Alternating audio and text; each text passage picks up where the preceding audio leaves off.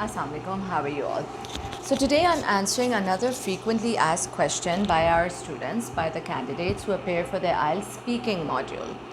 Basically, what candidates are concerned about, what what to expect in the examination, and they want to know everything, obviously. So besides other tips and tricks, and besides other strategies, and besides other information that I've already shared on my YouTube channel, this is some added information.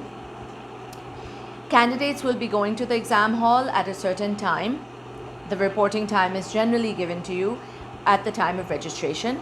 Please be on time, because there's some security checks and so on and so forth, and those protocols take time. So whatever the reporting time is, please be there at that time. And then of course you'll be expected to wait a little bit, right? Because obviously after the security checks, you'll probably be in a waiting area, and you're basically just stewing over there, just worrying about your exam. But don't worry, just relax. Take that time to sort of breathe deeply. Take that time to just recap in your head different scenarios, and just relax. Just relax. Once you go into the room, you'll be there inside, a small room with your examiner. And of course, you'll be sitting there with your mask on, because COVID protocols need to be followed, and so on. After the initial, ID checks and all, your exam will start, and your voice will be recorded, right? So your voice is going to be recorded, so that this person, the interviewer, will be leaving their comments during the examination, and somebody else will be hearing your recording later on to assess you on the exam, right? Okay, now to get to the point. A lot of times students come back and tell me that the examiner was not even looking at me. The examiner was least interested in what I was saying. And that can be a little discomforting, that can be a little unnerving, because when we're talking to someone and they're not really making eye contact with us, we feel as if we're doing something wrong. We feel as if what we're saying is incorrect. The point is that the examiner is doing this so that you don't become self-conscious. You see, when a person looks at us directly, we generally become nervous as well. So the examiner does this so that you don't become nervous, you don't become self-conscious, and they're giving you that space, all right? So the examiner could be looking at the papers on their desk, they could be looking here and there, and they're just doing that to keep you at your ease.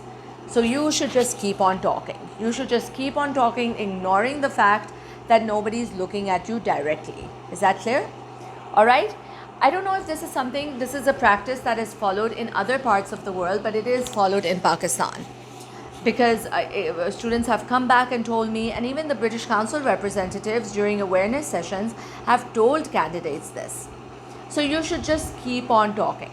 No matter wherever they're looking, you should just keep on talking. Don't take their eye contact as a sign of disapproval or disinterest. Don't consider that, all right? Sometimes examiners also use hand gestures to tell you that you're doing all right. They sometimes might give you a thumbs up, or they might say, keep on going, right? Because they don't want that to end up in the recording, and they're kind of just being friendly and helpful, all right? So they are going to be on your side, having said that.